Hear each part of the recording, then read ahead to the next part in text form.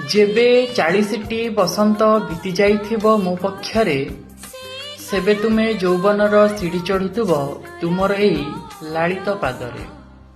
तुमे फूल लता कोकिल सहित जेबे व्यस्त थिब सेबे मु तुमको नहीं चिंतामग्न थिबि।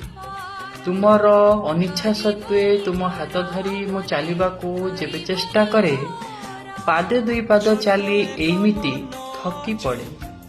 तुम पाई संध्यारे बती घरे कैंडल लाइट डिनर आयोजन करि न पारे हेले तुमर पसंद ना पसंद को मु अणदेखा केबे न करि पारे।